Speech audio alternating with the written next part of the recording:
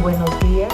Les damos la bienvenida a esta importante sesión educativa virtual con un tema muy interesante, el cual ha sido denominada Papel de la nutrición en la prevención del cáncer y en el tratamiento del paciente oncológico. Que nosotros queremos agradecer a ustedes, estimados participantes, y por supuesto la participación también de nuestros distinguidos panelistas. Para dar inicio a nuestro tema de interés, nosotros tenemos que recordar que el cáncer sigue siendo considerado en la actualidad como una enfermedad que nos involucra a todas las personas y todas las especialidades. Cada vez más, la ciencia nos viene demostrando el impacto tan fundamental que es la nutrición en la prevención, en su aparición, en mejorar la calidad de vida y los resultados que se puedan tener cuando los usuarios oncológicos vienen recibiendo su tratamiento. En esta oportunidad, el Departamento de Promoción de la Salud tiene la oportunidad, tiene el honor de contar con un panel de expertos que nos van a aportar muchas ideas y muchas perspectivas. Tenemos a la médico cirujano oncólogo Lady Carranza,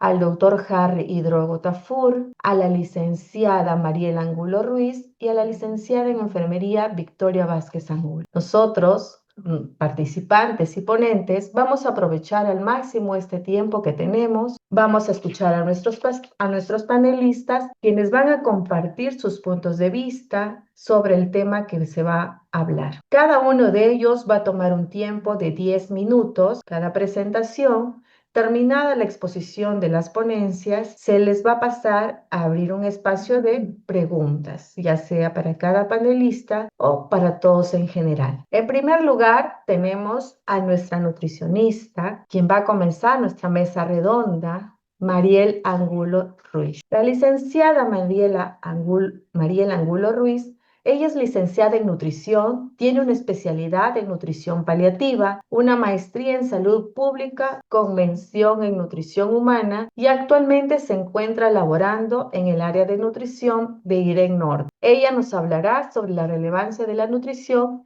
en el abordaje del cáncer. Adelante, licenciada. Buenas tardes. Buenas tardes con todos. No sé si la licenciada Marjorie me puede ayudar compartiendo, por favor, las diapositivas. Sí, ahorita comparto la imagen. Gracias. Ahí sí lo observa para que pueda dar inicio a su ponencia. Sí, gracias. Bien, entonces ya.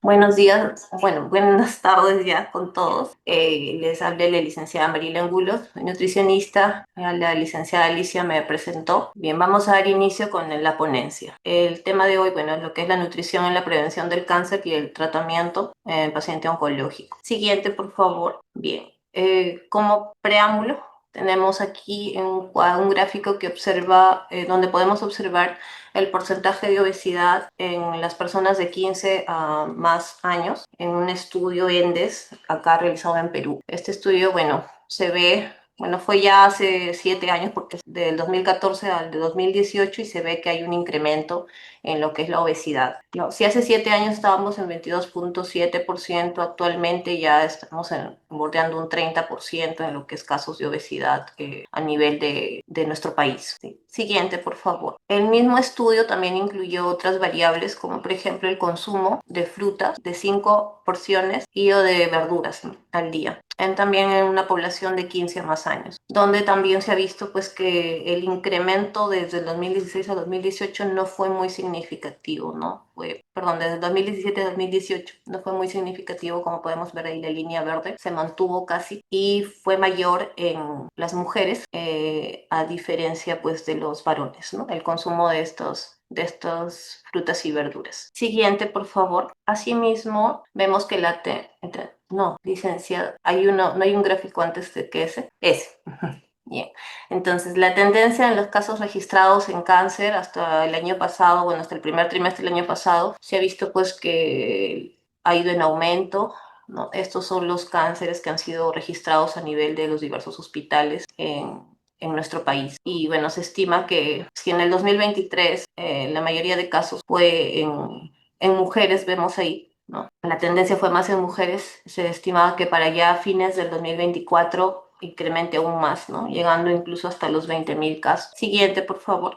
Ahora sí, en cuanto a lo que es la nutrición para ir definiendo las variables, bueno, es un proceso donde obtenemos los nutrientes, ¿no? Esto se da en 3 fases. La primera incluye lo que es la ingesta de los alimentos o bebidas. La segunda es donde ya estos digamos que se descomponen para obtener los nutrientes, y en la tercera fase ya pues estos son absorbidos por nuestro cuerpo, por nuestro organismo, para las diversas funciones, ¿no? Tanto para el combustible, para el crecimiento o para el mantenimiento de las funciones vitales. Siguiente, por favor. Para definir lo que es el cáncer, bueno, hay que tener en cuenta que se da debido a la multiplicación rápida de células anormales que se van a extender a otras partes del cuerpo mediante un proceso que se denomina metástasis, ¿no? Así lo clasifica o así lo denomina la Organización Mundial de la Salud. En la imagen podemos observar cómo se da el inicio, o en este caso la carcinogénesis, ¿no?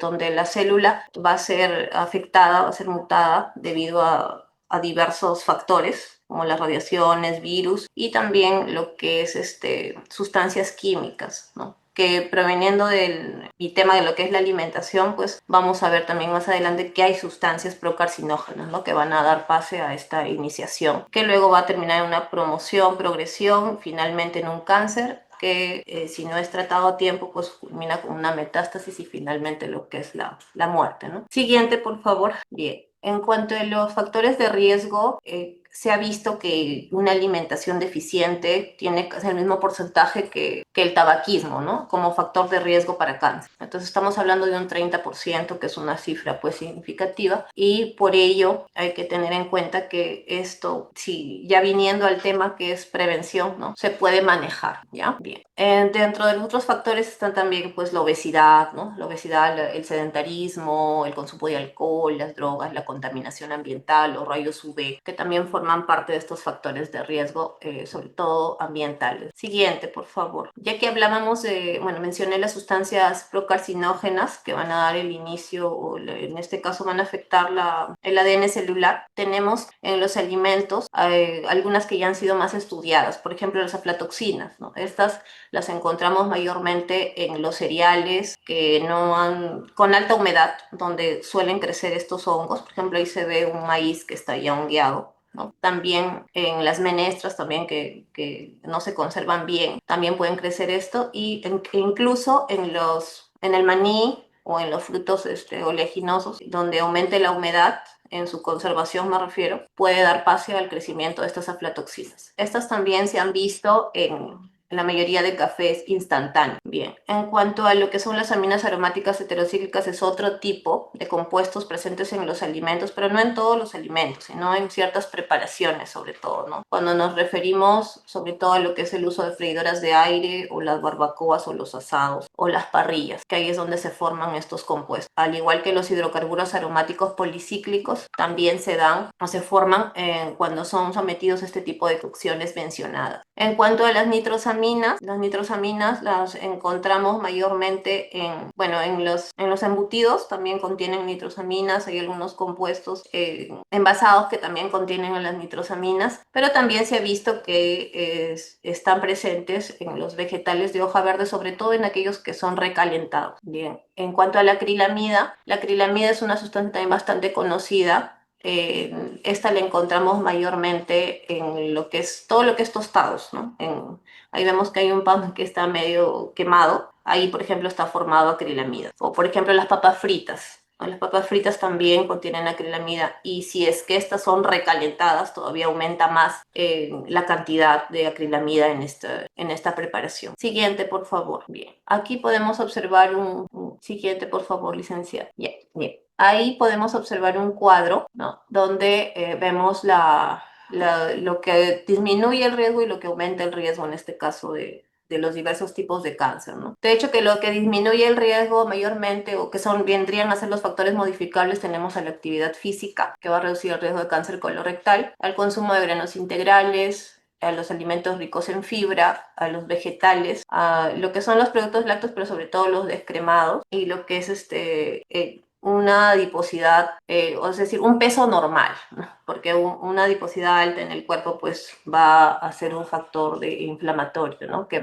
al contrario, va a tener el efecto contrario, o sea, va a aumentar el riesgo, ¿no? Aquí vemos, por ejemplo, que las aflatoxinas, que las mencioné en la diapositiva anterior, están asociadas con el cáncer de hígado y las carnes procesadas con el cáncer colorectal. La ganancia de peso o la adiposidad alta también está asociado con el cáncer de mama en mujeres posmenopáusicas, y las bebidas alcohólicas también están asociadas con bastantes tipos de cáncer, adicional al melanoma, que también está asociado con este tipo de cáncer. Ya en lo que es los alimentos conservados o que contienen bastantes cantidades de sal, también están asociados con un riesgo alto de cáncer al estómago, sobre todo. Bien, siguiente, por favor. Bien, en este cuadro, en esta diapositiva, podemos observar los estudios que han sido realizados. La mayoría son casos y controles o de cohortes con distintos tipos de cánceres, ¿no? Se ha visto si hay una asociación inversa entre el consumo de vegetales y el riesgo de cáncer. Bien, entonces aquí se puede ver que mayormente la mayoría de estudios se han realizado con verduras de hoja verde, y el mayor impacto, es decir, en la reducción del riesgo, ha sido cuando el consumo de estos ha sido crudo, o sea, en ensaladas, por ejemplo. Y esto mayormente con los tipos de cáncer que ha tenido más correlación o más impacto, ha sido a nivel de estómago, esófago, boca, faringe, colon, recto y pulmón. Siguiente, por favor. Bien, ya cuando hablamos de inmunonutrición, ya de prevención, un tema muy actualmente sonado es lo que es la inmunonutrición, ¿no? Ya que se ha visto pues que tiene un alto potencial para modular el sistema inmunológico, y a través de esto poder combatir o ayudar en cierta parte a las células, ¿no? Reforzar de diversos daños, sea radicales libres como los contaminantes ambientales o algunos virus también. Y hay que tener en cuenta que dentro de la inmunonutrición encontramos sobre todo algunos nutrientes como las proteínas, el consumo también de prebióticos y probióticos, el consumo de fibra y algunos micronutrientes, dentro de ellos el cobre, el ácido fólico, el hierro, selenio, zinc, vitamina A, perdón, la B6, que es la piridoxina, la B12 o la cianocobalamina, y la vitamina C y D. Todos estos han sido estudiados porque actúan reforzando lo que es el sistema, es decir, su consumo, ¿no? Refuerza el sistema inmunológico. Siguiente, por favor. Aquí en esta imagen se ve una célula al costado. Es una célula que tiene que estar reforzada con los inmunonutrientes que ya mencioné anteriormente, y que también se va a reforzar con el consumo de compuestos bioactivos, ¿no? Como vemos ahí en la imagen, está el omega 3, que está en los pescados oscuros, está la fibra a nivel de los granos integrales, o también, por ejemplo, de la linaza, que contiene lignanos. En cuanto a lo que es las isoflavonas, también el consumo de soya, la cúrcuma, ¿no? Con los curcuminoides, los glucosinolatos en el brócoli, que tienen un alto potente poder antioxidante, las antocianinas en los arándanos, y lo que es los guitanólidos también, que los encontramos en los aguaimantos, ¿no? Entonces hay una gran variedad de compuestos bioactivos en varios alimentos que se pueden incluir, ¿ya? Siguiente, por favor, licenciada. Bien, entonces estos van a actuar sobre todo, bueno, yo le catalogo más como anticarcinógeno, ¿no? Porque van a actuar a nivel de la fase 2, ya estamos hablando con esto a nivel celular, ¿no? Van a conjugar las reacciones detoxificantes, es decir, van a atrapar a aquellas sustancias, aquellos radicales libres, y los van a eliminar, sea por la vía renal o biliar. Esa va a ser la función. Y con ello, pues, están protegiendo al ADN del daño, del daño celular, ¿no? Bien, siguiente, por favor. Y entonces, aquí, para lo que es la prevención del cáncer, tenemos que tener en cuenta una dieta pues que sea rica en crucíferas, ¿no? Col, coliflor, y en todo lo que son las sustancias que van a, digamos, inducir a la fase 2 que mencioné en la diapositiva anterior, ¿no? Aquí tenemos, entonces, ya tenemos a la col, el brócoli, coliflor.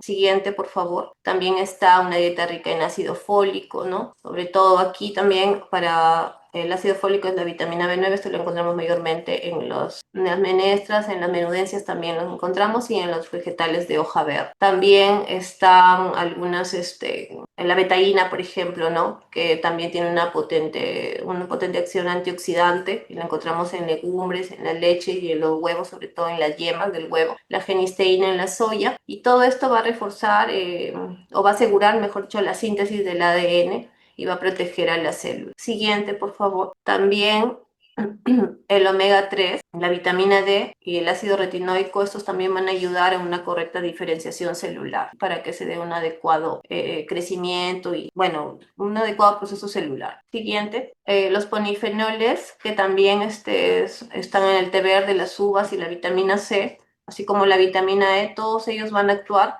induciendo las enzimas de la fase 2, ¿no? Protegiendo así a las células del daño, de cualquier daño que haya externo. Siguiente, por favor. Bien, en cuanto a los compuestos organosulfurados, por ejemplo, ajo, cebolla, poros, estos también están incluidos en la prevención de cáncer, ¿no? Porque van a ayudar y van a reducir sobre todo cáncer de estómago, piel, sangre. Y los flavonoides también, así como la curcumina, van a tener grandes efectos detoxificantes y lo van a proteger al ADN también del daño celular, perdón, del daño de los radicales libres. Bien, ahora en la diapositiva siguiente, la siguiente, por favor, la otra, la que sigue, sí, ahí podemos observar también algunas recomendaciones que nos brinda el Instituto Americano para la Prevención del Cáncer, junto con el Fondo Nacional para Investigación, ¿no? Y la mayoría se centra en el consumo de frutas, verduras, en un índice de masa corporal pues que no supere a los 25 kilogramos por metro cuadrado, ¿no? Es decir, mantener un peso adecuado, limitar el consumo de azúcar, limitar el consumo de bebidas alcohólicas, realizar actividad física, ejercicios, moverse más, no usar saleros en mesa, o sea,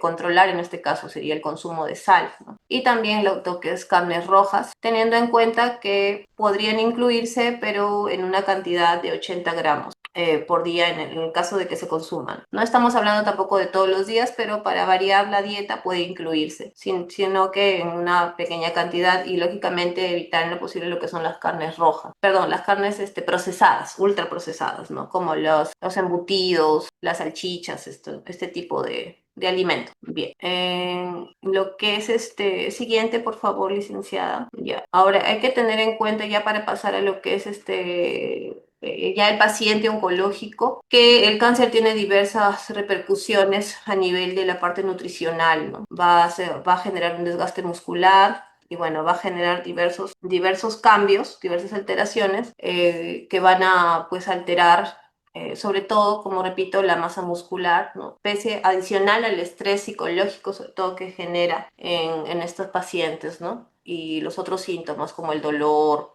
el bajo apetito, ¿no? y otros que sean propios ya del tratamiento a que son sometidos, sea quimio, radio, braquiterapia. Siguiente, bien, en lo que es el estado nutricional del paciente, va a depender, mejor dicho, del estado nutricional que ingresa el paciente, va a depender cómo va a ser su evolución en su terapia, ¿no? Cómo va a recibir su terapia, ¿ya? El éxito de la terapia va a depender de ello, va a depender del estado nutricional, en este caso del paciente. Aquí vemos en la siguiente diapositiva, aquí vemos mayormente los síntomas que son generados por los diversos tratamientos a los que son sometidos los pacientes, ¿no? Mayormente está la disfagia, la serostomía, se queda en la boca, mucositis, cambios en el gusto, hay saciedad precoz, náuseas, vómitos, diarreas, estreñimiento y anorexia o pérdida de peso. Y en algunos casos, por ejemplo, en terapias hormonales mayormente se ve aumento de peso, ¿no? Pero mayormente son los anteriores mencionados que sí son los que van a interferir con la alimentación, en este caso de los pacientes. Siguiente, por favor. Bien, aquí también, bueno, aquí es según el tipo de cáncer, ¿no? que tengan. Mayormente los pacientes que suelen afectar aún más su estado nutricional son aquellos de cabeza y cuello y lo que es abdomen, ¿no? Son los que digamos que reciben el peor impacto, ¿no? En lo que es con los síntomas y todo, y afecta mayormente su estado nutricional. Siguiente, ya. Y en el otro cuadro se han incluido algunas recomendaciones para el caso, por ejemplo, de anorexia, ¿no? Que se recomienda darle al paciente, fraccionar las tomas, adecuarlos, ¿no? Adecuar al gusto de los pacientes los alimentos y tratar pues de individualizar en lo posible, no condimentar mucho las comidas, ¿no? También preguntarles si es que está bien la temperatura, porque todo eso a ellos le influye, ¿no? Por ejemplo, las comidas muy calientes o que desprenden olores, esto sí va a aumentar más la anorexia en los pacientes. Por eso es que se recomienda de preferencia darle a una temperatura ambiente los alimentos. En cuanto a lo que es las náuseas y vómitos, también pues hay que evitar lo que es los ácidos y tener en cuenta también los alimentos fríos o a temperatura ambiente, ¿no? Y que las tomas sean fraccionadas. Asimismo, bueno, estos pacientes además van a tener que recibir sí o sí una hidratación porque en cada episodio pues se deshidratan. Y aquí sí se recomiendan los alimentos secos, o sea, no darles muchas cosas, líquidos, ¿no? Sino más secos, ¿ya? Y también las grasas pues no están permitidas porque también le van a acentuar más lo que es la náusea. En cuanto a lo que es la disfagia, que vemos aquí que pues ellos van a tener la dificultad para poder ingerir los alimentos. Hay que tener en cuenta también evitar las temperaturas extremas y evitar también las texturas, sobre todo las que sean pastosas o muy gruesas, no muy duras. Tiene que ser cosas muy suaves. Y este paciente tiene también que estar ubicado o sentado en una posición pues que le permita consumir sus alimentos, ¿no? No va a comer echado, ¿ya? En cuanto a lo que es la diarrea, pues hay que tener en cuenta evitar todo lo que sea azucarado, ¿no? Y hay que suprimir lo que es la fibra, lo que son frutas, verduras mayormente se cortan para que pueda el paciente ir mejorando, como se dice, hasta que mejore sus deposiciones, la consistencia de sus deposiciones, ¿no? Y nada de lo que es lácteos. Y en cuanto al estreñimiento es lo contrario, ¿no? Ahí sí le vamos a aumentar el consumo de frutas, de verduras y de líquidos, ¿no? Porque mayormente también ellos no consumen a veces mucho el líquido. Y ojo que el líquido no simplemente es agua pura, puede ser alguna bebida natural, lógicamente cocida, ¿no? O sea, no alimentos o no bebidas de frente, jugos, como se dice, realizados directamente en crudo, ¿no? Sino que tienen que ser cocidos previamente, ¿ya? En la siguiente diapositiva, ya para terminar, es la intervención en sí, un gráfico más o menos como debe ser, ¿no? Adecuado a los pacientes oncológicos. Hay que tener en cuenta la cantidad de, bueno, energía, de calorías, micronutrientes. Esto va a ir de un 25 a 30%, a 30 kilocalorías, perdón, por kilo de peso, ¿no? La proteína también tiene que ser la adecuada. Mayormente es mayor a 1 gramo, ¿no? A 1 gramo por kilo por día. Lo ideal es que sea 1,5, ¿no? Y en algunos casos, bueno, cuando ya están más desnutridos, pues se aumentará también el gramaje por kilo. Ya. En cuanto a lo que son los micronutrientes, también se recomienda un aporte de frutas y verduras, ¿no? Y en lo que es la actividad física, que en algunos casos sí, y es importante también incluirla para que puedan reforzar en este caso o ayudar a la masa muscular, porque esta se ve muy afectada en este tipo de pacientes. Asimismo, la función física, el ejercicio o la actividad física en este caso también va a mejorar la parte psicológica, ¿no? Va a tener una buena repercusión ahí, porque hay que tener en cuenta que la alimentación está bastante relacionada con la parte psicológica, ¿no? ¿De qué me sirve que yo siempre recomiende que tienen que consumir así si psicológicamente esa persona no está en una condición pues que debe, ¿no? O sea, no va a asimilar esa dieta, perdón, ese plan o esas recomendaciones que se le dan. Bien, entonces eso es básicamente lo que he traído hoy y bueno, agradezco mucho por la invitación y también a todo el público que está escuchando ahorita esta ponencia y las siguientes. Gracias. Muchísimas gracias, licenciada Mariel. Muy interesante la presentación. Vamos a pasar ahora al segundo ponente de nuestra mesa redonda. Vamos a invitar a la doctora Lady Carranza Carranza. La doctora es médico oncóloga de IREN Norte, tiene una maestría en investigación y docencia universitaria. Es médico oncólogo en Oncosalud, Clínica AUNA, y a la actualidad es miembro de la Sociedad Peruana de Oncología Médica. Bienvenida, doctora Lady. Recuerde que tiene 10 minutos para su presentación. Adelante. Ok, muchas gracias. ¿Pueden observar? Si se observa, doctora, puede ampliar su pantalla. Ya, ahí sí lo pueden observar ya completamente. Sí, sí, doctora, Ok. adelante. Muchas gracias. Bueno, con respecto al papel de la nutrición en el tratamiento del paciente oncológico, es importante, bueno, reconocer y saber cómo es que se origina o qué efecto tiene el cáncer en un paciente de cualquier tipo de neoplasia en, bueno, su repercusión a nivel nutricional. Vemos que ya sea cualquier tipo de tumor, alguna respuesta inmunológica propia del paciente y también algunos tratamientos farmacológicos generan una cierta inflamación sistémica que genera además señales de anorexia, desgaste muscular, alteraciones del metabolismo hepático y depresión del tejido adiposo, ¿no? Lo cual se va a poder observar en el estado nutricional del paciente. Asimismo, según lo refiere la revista Clinical Nutrition en el 2021, nos refiere que la evaluación de un paciente, la evaluación nutricional de todo paciente que ya tiene un diagnóstico de cáncer debe basarse en dos pilares. Uno es determinar los conceptos generales o conocer, ¿no?, el tipo de tratamiento según el tipo de cáncer que padece el paciente, haciendo un screening, una evaluación frente a qué tipo de paciente estamos,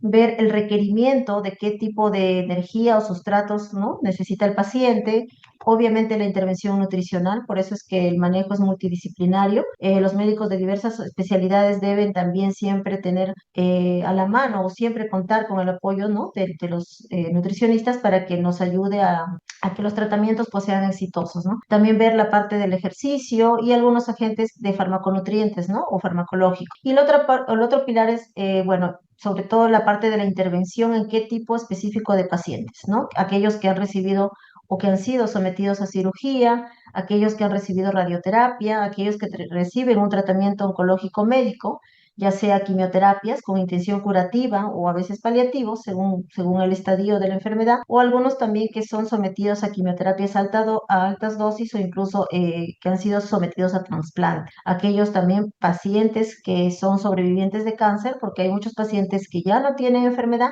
sin embargo pasan sus controles, entonces qué tipo de estado nutricional tienen también hay que valorar, ¿no? Y aquellos pacientes que están en un estado o cuidado paliativo. Un diagrama bueno, encontré y que quise compartir es importante. Bueno, el diagnóstico del cáncer, después del diagnóstico del cáncer se debe hacer un tamizaje nutricional. Todo paciente debe ser correctamente pesado, tallado, evaluado para ver si es que hay un riesgo nutricional. Si no lo hay, simplemente se continúa un seguimiento, pero si hay un riesgo nutricional, se debe evaluar el estado nutricional, diagnóstico de qué estado, si estamos frente a una desnutrición, hay pacientes también que llegan obesos, ¿no? Algunos caquéticos, entonces se diagnostica qué estado nutricional y luego obviamente va la intervención nutricional, ¿no? Con su respectivo monitoreo y seguimiento y ver, o la idea es lograr una nueva situación nutricional, ¿no? ¿Qué efecto tienen los tratamientos oncológicos en los pacientes? Bueno, sabemos que los pacientes pueden recibir diferentes tratamientos desde cirugías, quimioterapia, radioterapia e inmunoterapia. Los efectos en general en este cuadro, por ejemplo, en el caso de la cirugía, puede causar efectos a nivel de, bueno, alteraciones de la masticación. Si hablamos de tumores de cabeza y cuello, muchos a veces son sometidos a, bueno, cirugías, ¿no?, que afectan la declusión, algunos con estenosis esofágica, hablamos, ¿no?, de los cánceres de esófago, de estómago, fístulas también, algunas diarreas después de la cirugía, afectan, ¿no?, puede causar una malabsorción en el caso de los pacientes con cáncer de estómago, ¿no? Déficit de vitaminas y por lo tanto también síndromes, ¿no?, de vaciamiento rápido gástrico o del intestino corto. Los efectos de la quimioterapia que observamos más en los pacientes son pues alteraciones del gusto, ¿no? Tanto el sabor metálico, alteraciones en el olor, ¿no?, de los alimentos, además de náuseas, vómitos, estomatitis, que son lesiones a nivel de la mucosa oral, mucositis, ¿no? Cólicos o calambres abdominales, diarreas y malabsorción y anorexia. Con respecto a la radioterapia también, ¿no? Hay alteraciones, sobre todo mucositis en los cánceres de cabeza y cuello, diarreas, vómitos, sobre todo en las neoplasias que reciben a nivel gastrointestinal, ¿no? O también cáncer de cuello uterino. En el caso de la cirugía, bueno, después de la cirugía es importante saber o reconocer que el paciente necesita más calorías y proteínas adicionales para lograr una adecuada cicatrización y recuperación de las heridas. Además, también la capacidad de usar los nutrientes se puede alterar, ¿no?, sobre todo en las cirugías del tracto digestivo. En el caso de la radioterapia, los efectos durante la radioterapia también va a depender de qué parte del cuerpo ha sido irradiado. Los efectos secundarios, por lo general, comienzan alrededor de la segunda o tercera semana de tratamiento. Es importante concientizar y comunicar, ¿no?, que estos efectos se pueden dar en los pacientes y obviamente después de terminada la radioterapia, estos efectos también tardan unas 3 o 4 semanas en perderse, ¿no? La quimioterapia, como hemos dicho, la mayoría de los pacientes, entre un 45 y un 84%, reportan alteraciones del gusto. Va a depender también, obviamente, de qué tipo de quimioterapia, las dosis que reciben, ¿no? Recordemos que cada esquema es diferente para cada tipo de neoplasia y de acuerdo al peso y talla del paciente. Por eso es importante la valoración inicial o el diagnóstico inicial frente a qué paciente estamos, ¿no? Su estado nutricional. ¿Qué otras alteraciones quimiosensoriales se producen? Bueno, una reducción de la sensibilidad del olfato, o también del gusto, ¿no? Como hiposmia, hipogesia, sensibilidad del olfato, ¿no? Hiperosmia, hipergeusia, o una distorsión también de las mismas, ¿no? Así como también disfagia, la boca seca, ¿no? Mucositis, entre otros. ¿Qué intervenciones deben hacerse frente a este tipo de pacientes específicos? En el caso de la cirugía, bueno, es importante hacer un screening, valorar el estado nutricional del paciente. Se puede ver, según el riesgo nutricional que tengan, ver la posibilidad de algún soporte nutricional adicional, ¿no? ¿Qué más nos dice esta guía? Nos dice que para pacientes que tienen riesgo, aquellos pacientes con alguna cirugía que tienen alto riesgo de malnutrición, también se debe valorar o se recomienda, ¿no? El aporte nutricional, un soporte nutricional durante la hospitalización de los pacientes y luego al alta, ¿no? Y en aquellos que han sido sometidos a cirugías gastrointestinales, alguna resección, que también se recomienda algunos micronutrientes orales o enterales según el tipo de paciente. Con respecto a aquellos pacientes que reciben radioterapia, se recomiendan, bueno, aquellos sobre todo que son tumores de cabeza y cuello, que reciben radioterapia y que por lo tanto afecta su adecuada nutrición oral, valorar la posibilidad de algún suplemento nutricional oral, sobre todo líquido, ¿no? Mediante colocación de algunas sonda nasogástrica, y ir valorando según el deterioro nutricional, ¿no? Porque en algunos casos que no toleren nutrición ni siquiera enteral, va a tener que ser vía parenteral, vía endovenosa, ¿verdad? ¿Qué más nos dice estas recomendaciones? Bueno, que también hay que valorar, bueno, lo que no hay mucha suficiente información o todavía está en estudios es con respecto al uso de glutamina. Hay algunos, sí, estudios que recomiendan el uso de glutamina para ayudar a mejorar la recuperación, ¿no? De las estomatitis, esofagitis. No hay estudios contundentes, pero en algunos casos puede ayudar, ¿no? También hay insuficientemente data sobre el uso de probióticos para reducir la diarrea en caso de radiación, pero en algunos pacientes, valorando en qué contexto, si es infeccioso o viral, se puede adicionar, ¿verdad? Y con respecto al tratamiento médico oncológico, hablamos de las quimioterapias o inmunoterapias, según sea curativo o paliativo, también valorar el estado nutricional y, bueno, esta guía nos recomienda el tratamiento, bueno, sobre todo valorar el aporte nutricional adecuado y la actividad física, ¿no? Siempre recomendar el ejercicio físico. También nos dice según el estado nutricional, si es que tolera la vía oral, los alimentos vía orales, podríamos también valorar el uso de suplementos nutricionales, ¿no? La nutrición enteral, si en caso no, el paciente no lo tolera.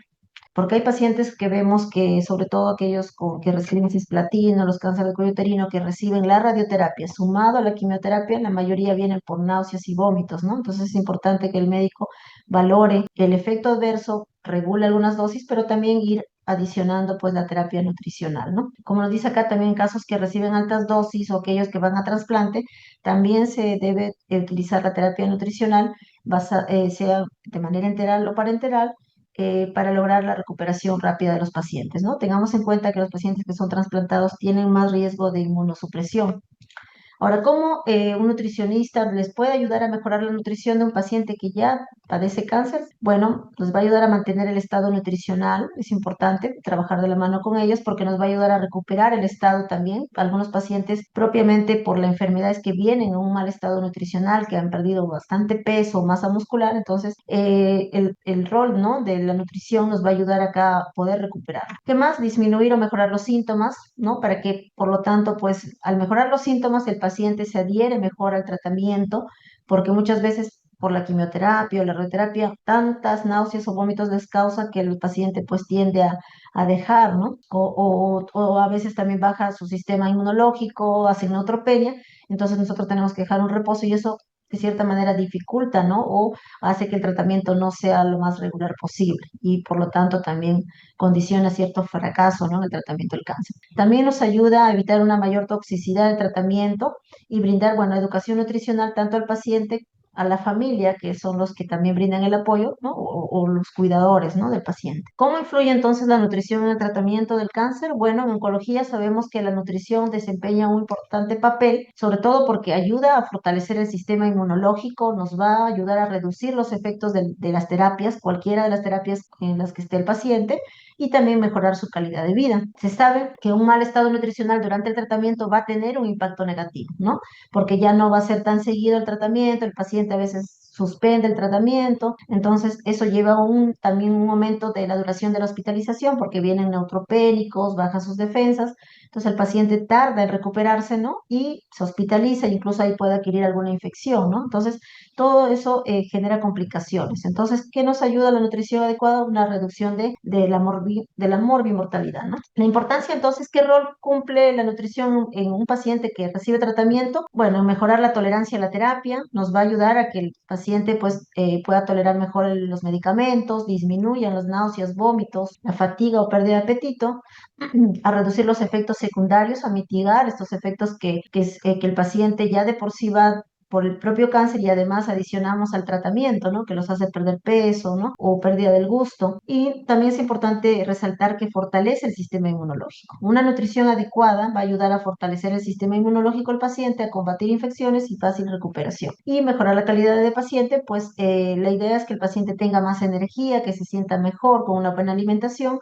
mantenga un peso saludable y también mejore su estado de ánimo y su calidad de vida en general. Y obviamente también nos permite reducir el riesgo de complicaciones. Finalmente, entonces, ¿qué hábitos de alimentación debe fomentarse en el momento o en el momento de tratar el cáncer? Nosotros como médicos debemos también inculcar en los pacientes que tengan siempre mantener un peso saludable, buen consumo de proteínas, ¿no? Como fuentes tenemos el pollo, pescado, cuy, ¿no? Que incluyan en sus dietas los cereales, frutos secos, que traten de comer siempre diversas porciones de frutas y verduras al día, que siempre mantengan una adecuada hidratación. Recordemos que la quimioterapia y la radioterapia tiende a hacer que el paciente se deshidrate, los medicamentos causan deshidratación, entonces el paciente es importante que se mantenga bien hidratado. Y también obviamente hay que reducir también el consumo de azúcar, ¿no? Para evitar pues otras comorbilidades como prediabetes o diabetes, ¿no?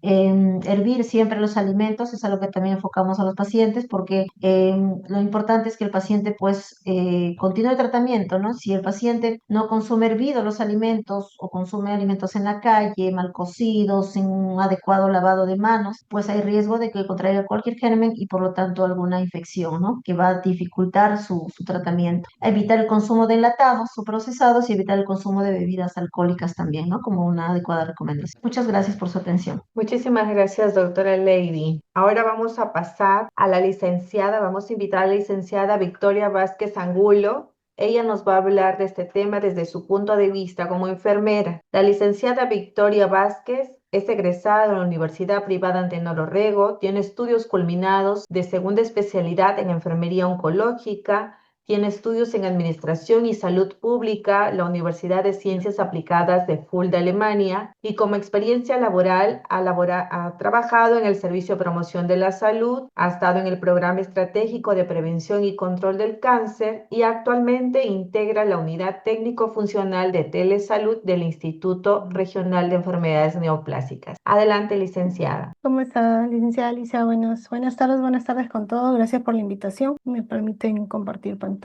Bien, continuando con lo comentado por los ponentes que me antecedieron, les voy a mostrar un poco sobre el papel de la nutrición en la prevención del cáncer, el tratamiento del paciente oncológico, pero bajo la perspectiva de enfermería. Y también les he traído los últimos alcances que nos dio el Fondo Mundial para la Investigación en Cáncer, que son alcances muy interesantes que pueden ser utilizados por todo el personal de salud, incluso también por los pacientes. Les voy a dejar algunos contactos en web que pueden investigar, que son fuentes científicas sobre nutrición y alimentación en sí. Ya Hipócrates desde antes de Cristo nos decía que el alimento sea tu única medicina, y creo que en estos tiempos estamos siempre tratando de regresar a lo natural. Entonces, si bien es cierto, este mensaje ha sido de hace muchísimos años, me parece que hasta ahora se mantiene en vigencia y esa es la idea a la que queremos llegar también. Un poco para recordar, en el Perú, según el Observatorio Global del Cáncer, sabemos que tenemos un promedio de más de 70.000 casos al año, 70.000 casos nuevos. Estamos también hablando de más de 35.000 muertes al año por cáncer y una prevalencia de más de 185.000 casos en el Perú. Si hablamos de los tipos de cánceres que hay en nuestro país, en ambos sexos, hablamos de próstata, mama, estómago, colorectal, cáncer cervicouterino. Entonces, ¿qué es lo importante saber sobre el cáncer? Tenemos que entender que el cáncer no es un suceso, no es algo que ocurre de un momento a otro. Siempre nosotros cuando atendemos a los pacientes, a los cuidadores, explicamos que el cáncer no es un suceso, sino un proceso. Y para que se dé este proceso, se dan una serie de comportamientos y características a nivel celular que hacen que esta célula normal pase a convertirse en una célula normal distinta a su forma de ser, a su composición, a su estructura, a su función. Y este proceso se ve influenciado, ¿no?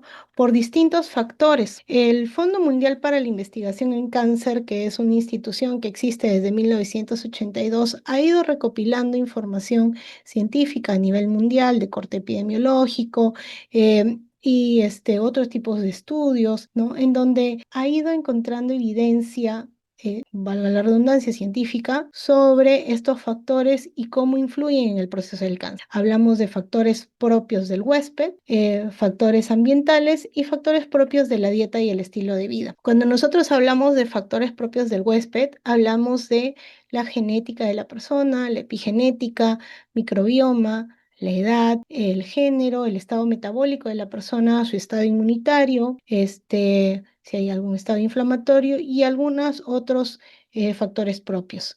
Si hablamos de factores ambientales, estamos hablando de los contaminantes alimenticios, virus, radiación UV, carcinógenos ambientales y otros factores. Y si hablamos propiamente ya de dieta y estilos de vida, estamos hablando de la nutrición, energía, estamos hablando de los fitoquímicos, de otros compuestos alimentarios, el consumo de alcohol, actividad física, el fumar y otros estilos de vida. Entonces, a través de estos diversos estudios, ¿qué es lo que se ha encontrado? Que dichos factores son los que pueden influir de una manera positiva o negativa, ¿no? en este proceso de desarrollo del cáncer. Hablamos de factores que pueden protegernos o hacernos más susceptibles hacia ello, ¿no? Entonces, se ha ido acumulando pruebas de que tanto la dieta, la nutrición, la actividad física pueden tener un impacto en los procesos biológicos de las personas que sustentan el desarrollo, ¿no? y la progresión del cáncer, incluso influir en las células en sus cambios fenotípicos, lo que va a llevar a este cambio, ¿no? en la estructura celular y por lo tanto terminar en un cáncer. Entonces, si hablamos de todo esto, ¿podemos decir que se puede prevenir el cáncer? Y en efecto sí, porque sabemos que entre el 30 a un 50% de los cánceres pueden prevenirse. ¿Y qué es lo que nos dice este Fondo Mundial y las últimas investigaciones? Que debemos tener en cuenta 5 puntos para, en general, como una línea general, para poder prevenir el cáncer. La primera es la práctica de estilos de vida saludable. La segunda es mantener una dieta adecuada. La tercera es evitar cualquier forma de tabaco. Acá siempre se hace hincapié que no hablamos solo del cigarrillo, sino también del cigarrillo electrónico y ahora de los famosos vapeadores, que se está usando mucho el vape y no se está dando la atención que se debería, sabiendo que acá también estamos hablando de una forma de tabaco sintético, ¿no? Control de peso y la práctica de actividad física y evitar la exposición a agentes carcinógenos ocupacionales, contaminación ambiental y ciertas infecciones a largo plazo. Acá, por ejemplo, hablamos de VPH, del hecho de vacunarnos oportunamente, ¿no? Entonces, cuando nosotros hablamos sobre prevención y hablamos de la dieta con respecto al cáncer, estamos diciendo que voy a tomar las palabras de este libro. Es un libro muy interesante, Los alimentos contra el cáncer, de un investigador canadiense de Bellevue y Gringas, otro investigador, en donde creo que resume todo lo que buscamos en cuanto a alimentación y cáncer. Una alimentación diversa, rica en fruta y verdura, asociada a un control del aporte calórico que permite evitar el exceso de peso, constituye una manera sencilla y eficaz para reducir de manera significativa el riesgo de vernos afectados por cáncer. Me parece que esta frase resume todo a lo que nosotros estamos buscando. Y esto tiene que ver, cuando nosotros hablamos de alimentación, tiene que ver con la percepción cultural que tenemos. Y podemos ver las dos imágenes, nosotros nos alimentamos de diversas formas. En este libro mencionaban de que había una percepción más occidental y oriental sobre cómo nos alimentamos. Yo podría discrepar un poco porque creo que ahora, hablando de globalización, esta barrera ha cambiado. ¿Por qué? Porque antes hablábamos, se menciona en este libro, que la cultura occidental es una cultura alimenticia de un aporte de energía esencial para sobrevivir. Quienes de nosotros, cuando hemos ido a trabajar o vamos a estudiar, no desayunamos.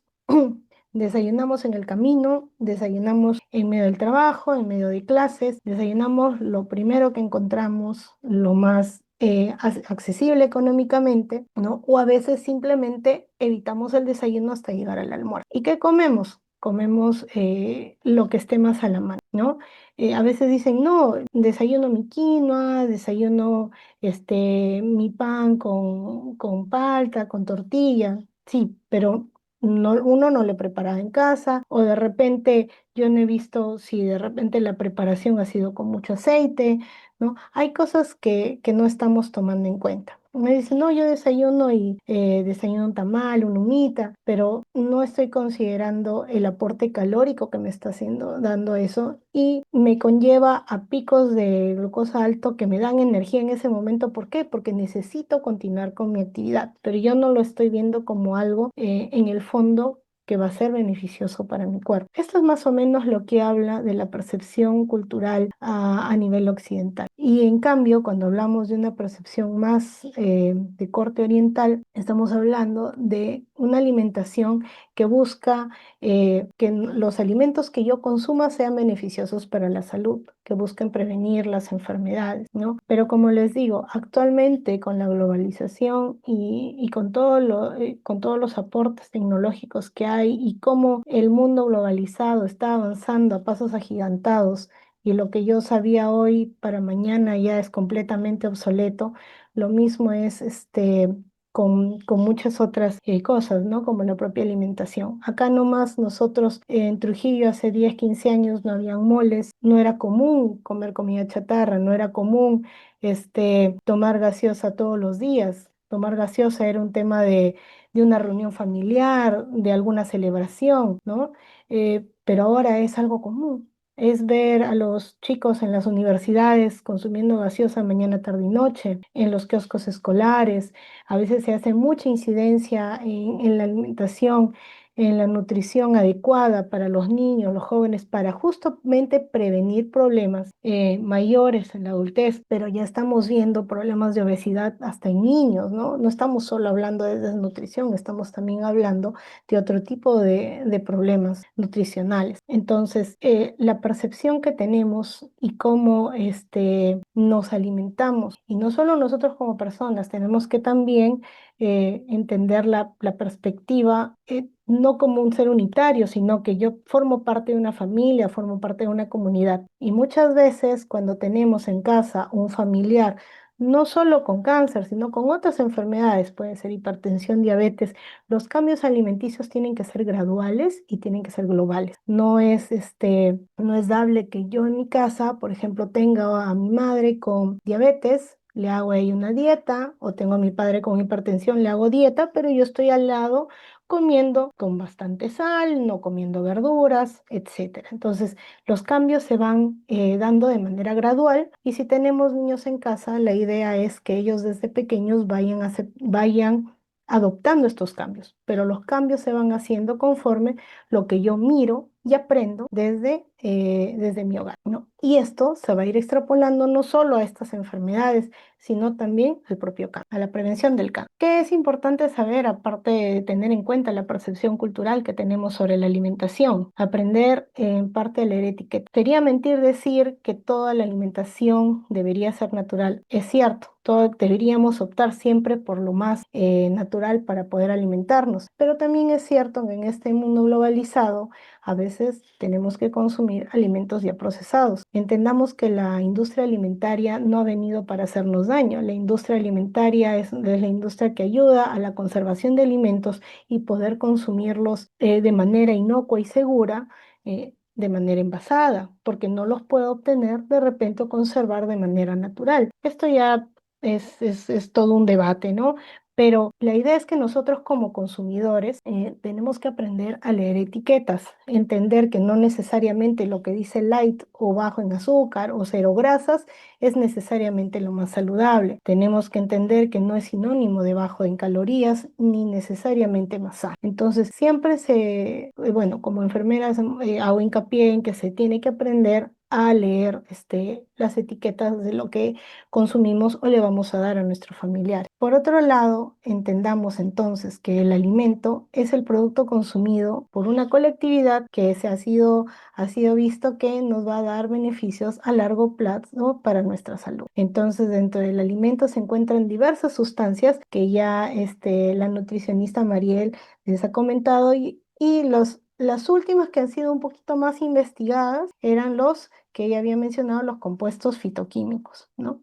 Los compuestos fitoquímicos. Entonces, ¿qué vienen a hacer en sí estos compuestos, no? Los compuestos fitoquímicos vienen a ser estas sustancias que se encuentran en cantidades pequeñas, pero muy importantes porque le dan a esta fruta, a esta verdura, a este alimento, el color y sus propiedades organolépticas, es decir, el amargor, la astringencia, el olor característico, ¿no? Y estas sustancias hacen que esta fruta, esta verdura, em, pueda tener esa defensa contra ciertos tipos de infecciones o daños causados por los microorganismos. Entonces, ¿qué se ha logrado o qué se está investigando? ¿Cómo estos compuestos fitoquímicos propios de esta fruta o verdura van a beneficiar al ser humano? Ella ya lo ha mencionado, lo voy a pasar rápidamente, pero algunas características o cómo los reconocemos, ¿no? Por ejemplo, los alimentos con colores vivos.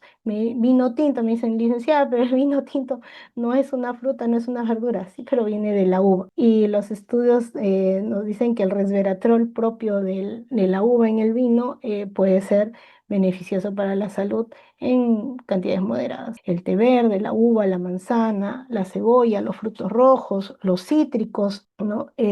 Algunos alimentos como las crucíferas, también el ajo, las coles, son alimentos que tienen estos fitoquímicos y se pueden clasificar o se pueden, perdón, identificar por estas características. Algunos otros, como ya los ha mencionado también la licenciada, son la cúrcuma, dentro de los frutos rojos, los arándanos, las fresas, ¿no? La uva, los cítricos, el mismo té verde, la soya. Y a lo que quería llegar era a este reporte. Este reporte es el tercer reporte experto que brinda el Fondo Mundial para la Investigación en Cáncer. ¿Y cuáles son las recomendaciones que les da a los profesionales de la salud? Bueno, son 10 recomendaciones. Es mantener un peso adecuado sin llegar a ser muy delgado, ser físicamente activo al menos 30 minutos al día. Hablamos de evitar las bebidas azucaradas y los alimentos con alto contenido calórico, mayor cantidad de vegetales, frutas, granos integrales y legumbres, limitar consumo de carnes rojas, evitar carnes procesadas, limitar el consumo de bebidas alcohólicas, limitar el consumo de comida chatarra y otros alimentos procesados, no usar suplementos para protegerse contra el cáncer,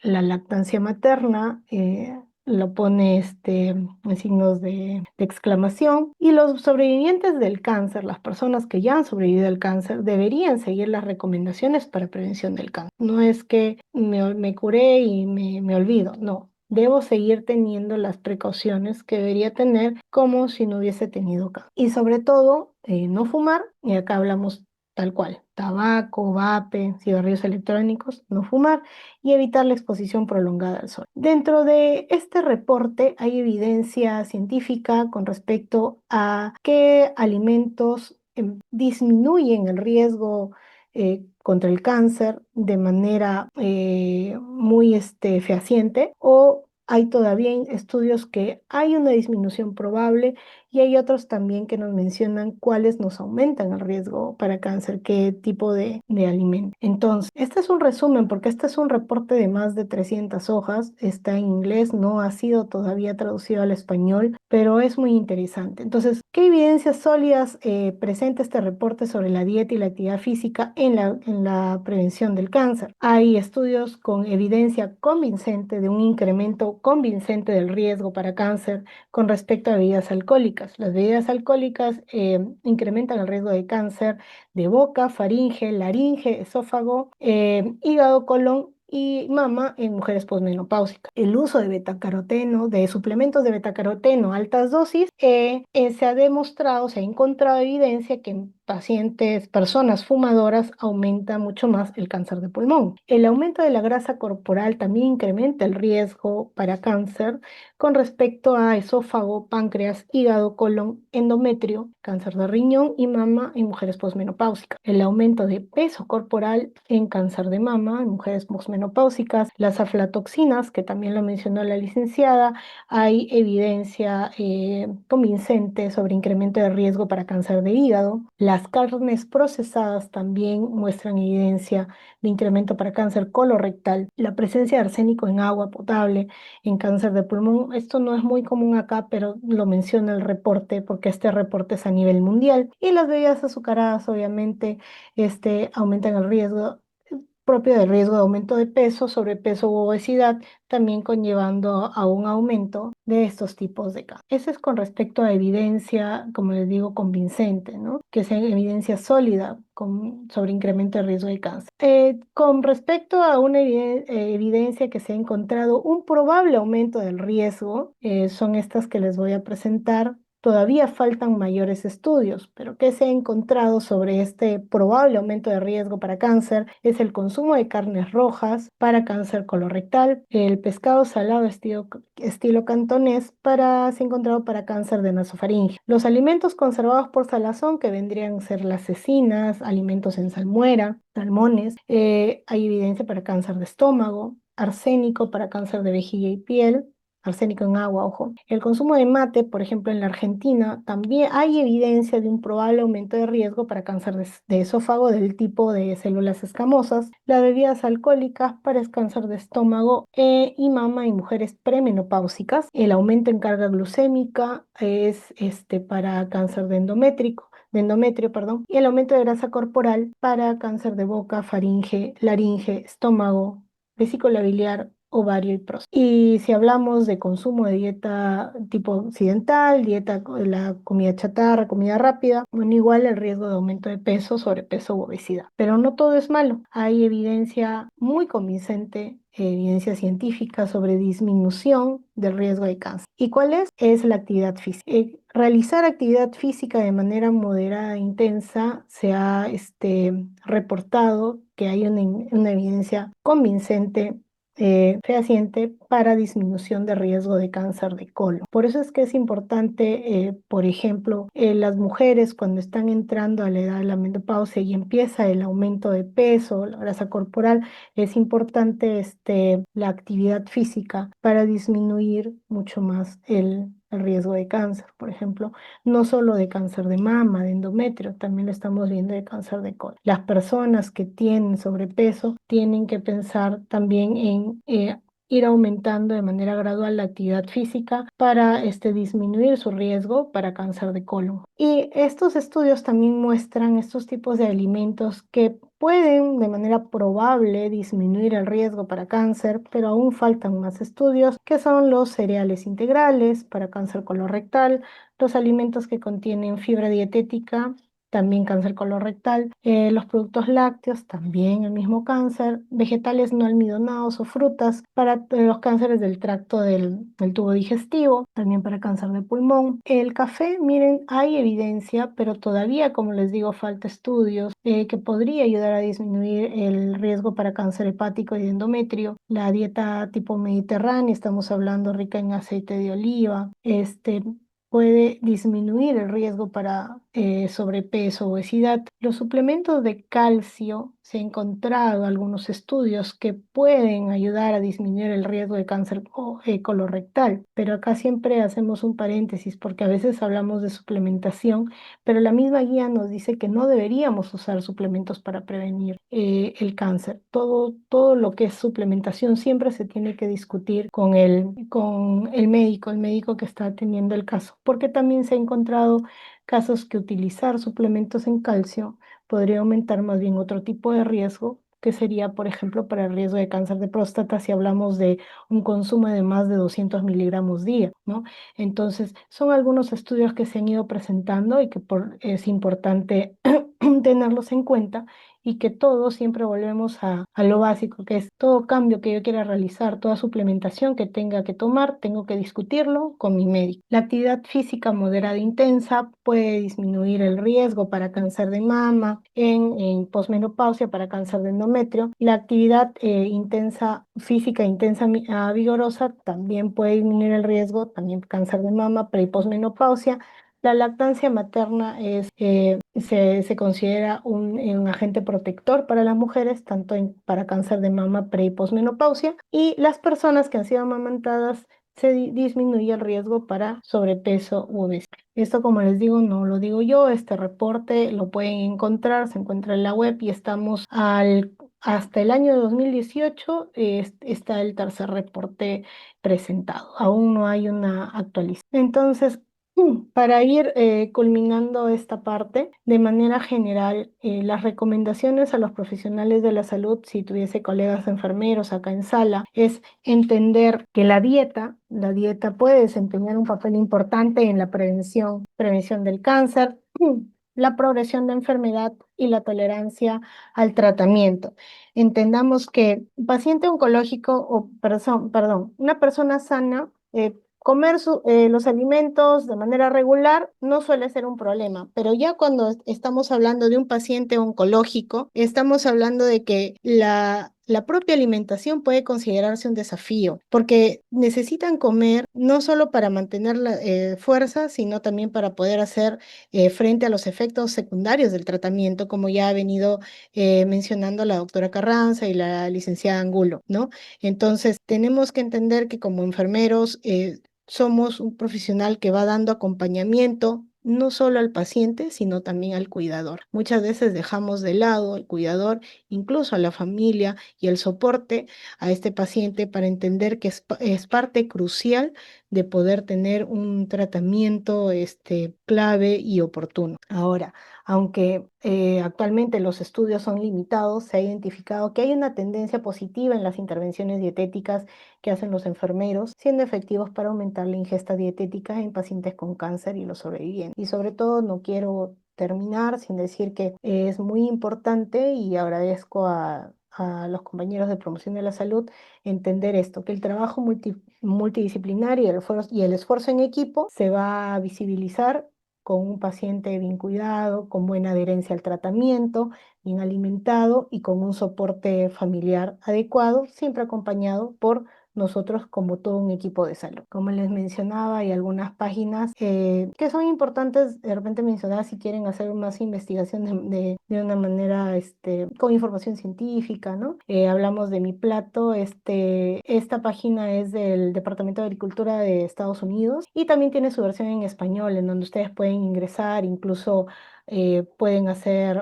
pueden hacer simulaciones de dietas, poner peso, talla y les va dando una serie de recomendaciones y pautas. Y la página web del Fondo Mundial para Investigación en Cáncer también tiene ciertos aplicativos en donde uno puede ir colocando peso, su talla, y puede ir sacando el índice de masa corporal y qué pasos puede uno ir realizando para incluir un estilo de vida saludable o ir virando hacia un estilo de vida, ¿no? En prevención de cáncer. Bueno, era todo lo que les quería compartir. Muchas gracias por... Muchísimas gracias, licenciada Victoria. Vamos a dar pase ahora al doctor Harry Hidrogo Tafur. El doctor Harry Hidrogo Tafur nos va a hablar de un punto de vista general ya de los tres panelistas previos. Él nos va a ilustrar acerca de la información que nos tiene preparada. El doctor Harry Hidrogo es un médico cirujano egresado de la Universidad César Vallejo. Tiene una maestría de salud ocupacional de la Universidad Privada Educativa de Antenor Orrego. Ha laborado como médico asistente de la Unidad de Epidemiología, Estadística e Informática en IREN Norte. Ha sido responsable de la Unidad Funcional de Normatividad. Ha sido también responsable del Centro de Detección Diagnóstico del Cáncer. Es médico asistente del centro mismo, del Departamento de Promoción de la Salud. Él nos va a hablar acerca del tema y su perspectiva. Adelante, doctor Harry, tiene 10 minutos, por favor. Hola, buenas tardes. ¿Sí se escucha? Se escucha y se ve. Puede ampliar Ya, su pantalla. muy bien.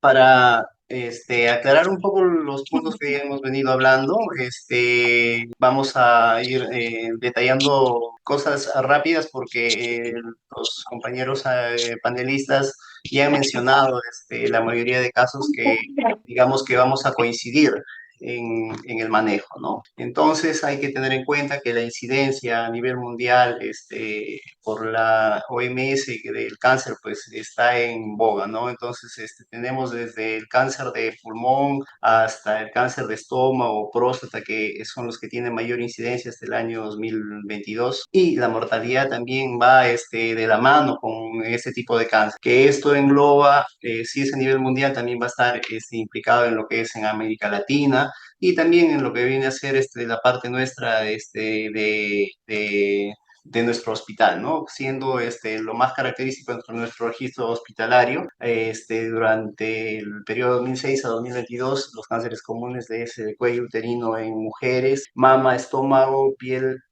no melanoma y de glándula prostática, los que tienen un ranking elevado, ¿no? Entonces, eso es lo que nosotros siempre, como promoción de la salud, tratamos de hacer hincapié y el manejo de este tipo de cánceres para evitar que tengan consecuencias en el paciente, ¿no? Entonces, nosotros lo que, como ya los compañeros han ido mencionando algunos puntos, factores que son inherentes al individuo, los factores medioambientales, los estilos de vida y la alimentación.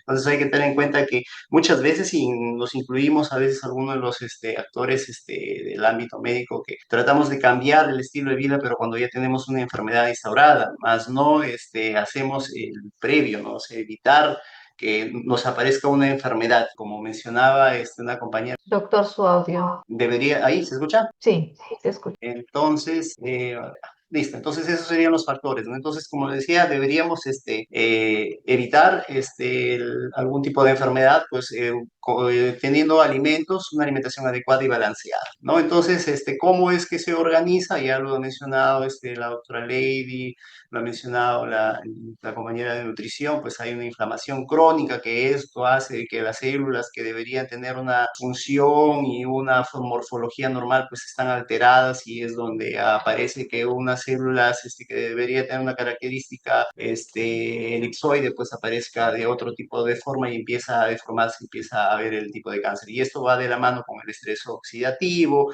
la regulación hormonal, pues tiene que ver mucho, por ejemplo, con la obesidad, ¿no? Hay aumento de estrógenos porque esa grasa que está en nuestro organismo nos produce estrógenos y vienen los cánceres de mama, que son los más comunes, y hace que el cuerpo esté en un estado inmunitario deficiente y aparezca cualquier tipo de enfermedad, no necesariamente cancerígena, porque podemos hablar de enfermedades comunes como las diabetes, las hipercolesterolemias, hiperlipidemias, hablamos de síndrome metabólico, hipertensión arterial, y vamos desglosando más enfermedades por este tipo de estilos de vida que nosotros tenemos. Y esto también tiene que ver, mucho que ver con la salud intestinal, pues no hay una flora normal que nos permite absorber tanto alimentos y nutrientes, pero que al hacer cambio de estilos, cambio de la alimentación, pues con exceso de azúcares, almidones, etc., hace que hay un cambio de la flora bacteriana y también hay un montón de enfermedades que pueden aparecer, que va de la mano nuevamente,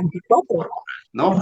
Entonces, ahí vamos a tener que ver los tipos de cáncer que pueden aparecer de acuerdo al tipo de alimentación que podamos tener, así como tenemos, pues, ¿no? Como mencionaba, por consumo de alcohol, cáncer de esófago, el exceso de obesidad, cáncer de mama, páncreas, riñón, vesícula, todo tiene que ver de la mano con el tipo de alimentos. Entonces, ya haciendo un resumen, por ejemplo, tenemos que ver, nosotros tenemos que tener bastante común el consumo de alimentos ricos en frutas y verduras, ¿no? Mencionaba panelistas anteriores que debemos tener 400, 800 gramos diarios de frutas y verduras, ¿no? Dentro de ellos, pues, que contengan fibra, fitoquímicos, ¿no? Entonces, en otras palabras, que contengan alimentos de coloración roja, por ejemplo, arándanos, tunas, zanahoria, betarraga, eso tiene bastante antioxidante y eso es lo que nosotros queremos. Entonces, también tenemos que tener las fibras, ¿no? Entonces, ¿en qué conocemos las fibras?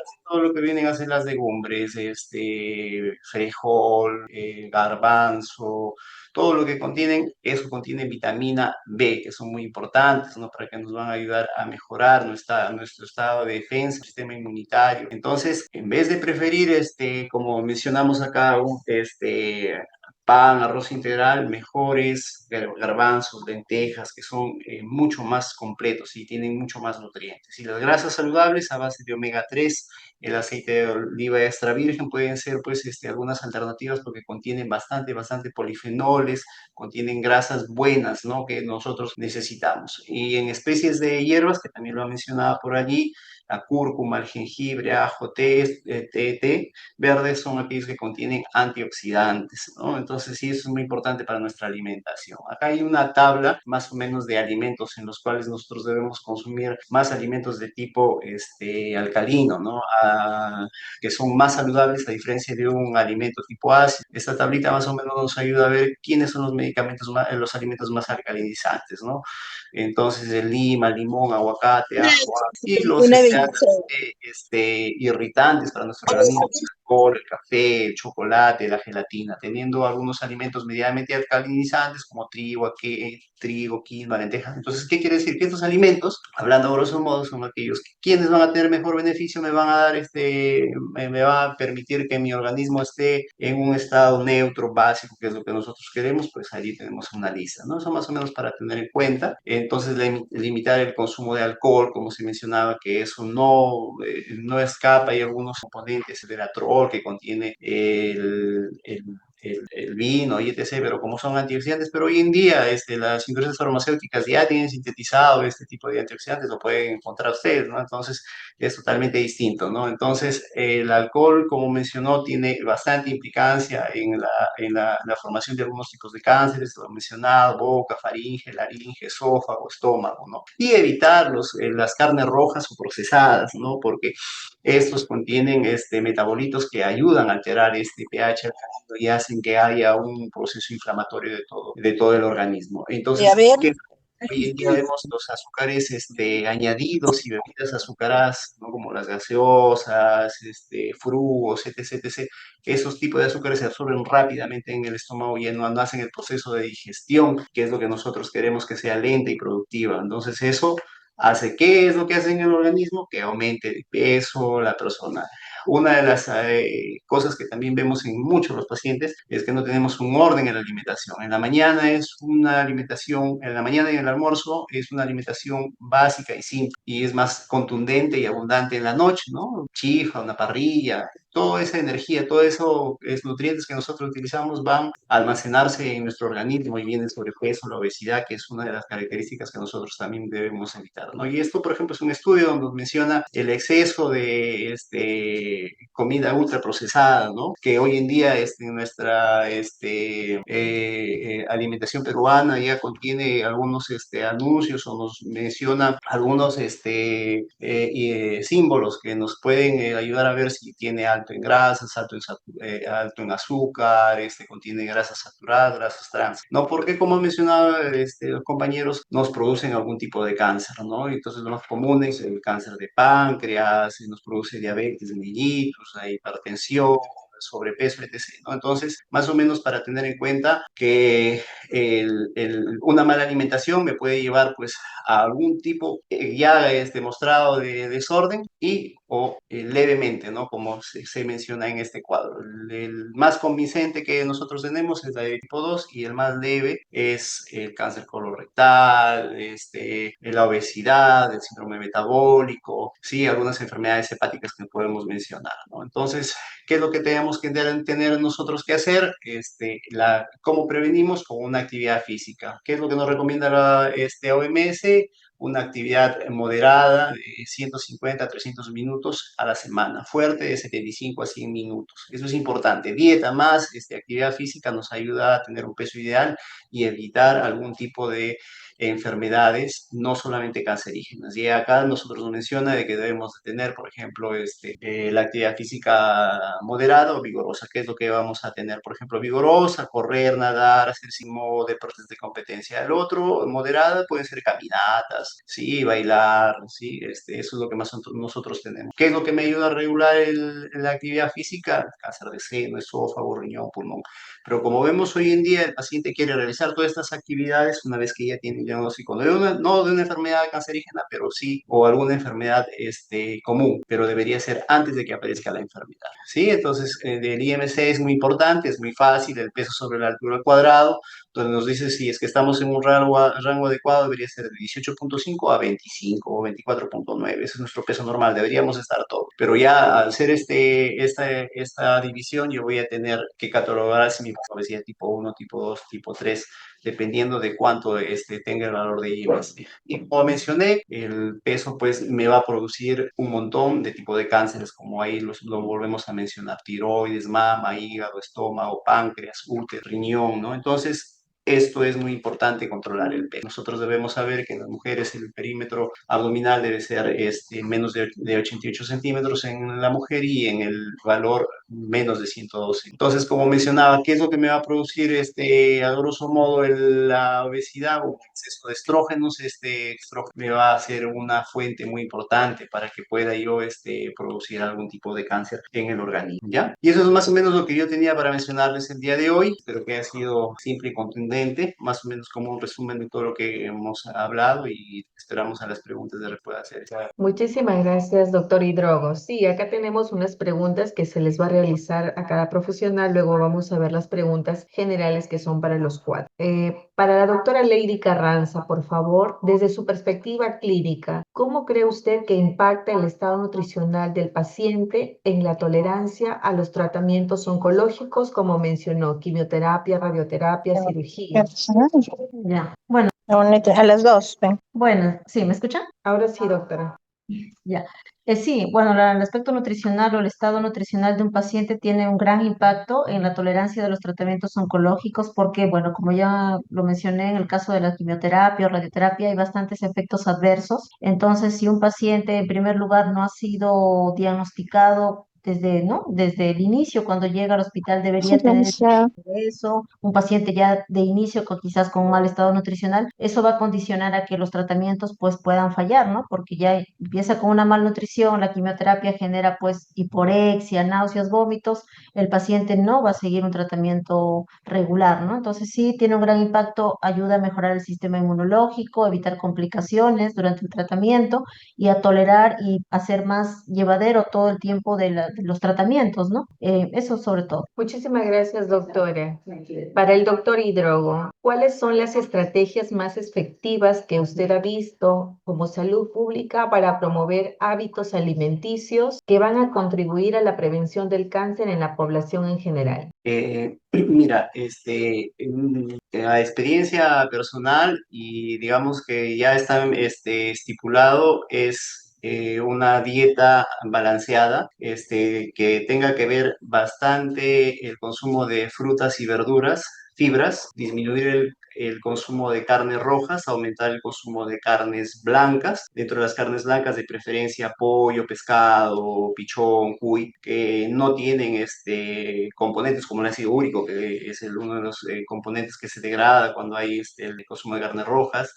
Y la otra parte contraproducente es la actividad física. Como mencionamos, la OMS dice que debe ser entre 150 minutos a la semana de una actividad moderada para que nosotros podamos tener esa conducta actual. Y lo más importante, que el paciente también debe tener una actitud, la parte emotiva, ¿no? Porque tú puedes tener alimentación, puedes tener la actividad física, pero la parte emotiva también es algo que juega muy importante. ¿Y qué más tendría que ver si sería un paciente oncológico, agregarle la parte de tratamiento? Si es que tiene tratamiento de quimioterapia, etc., hay que buscarle la alternativa de orientarle cuáles deben ser los tipos de alimentos, cómo debe mencionarse, como mencionó la doctora Lady, que hacen hincapié cuando el paciente tiene algún tipo de quimioterapia, radioterapia, qué tipo de alimento, etc. se debe manejar. Eso a grosso modo. Muchas gracias, doctor. Doctora Lady, un paciente oncológico con enfermedad renal crónica, nos están consultando, ¿consumiría normalmente lo recomendado de proteína diaria? No,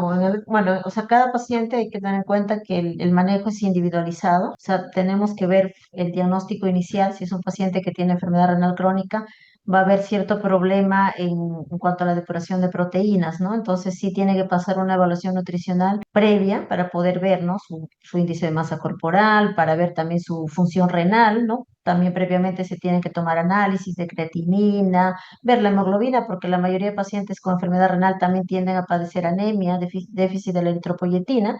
Entonces, se tiene que valorar todo ello para poder ver, ¿no? Qué tipo de suplemento o qué alimentos hay que evitar que tienen mayor depuración renal. Muchas gracias, doctora.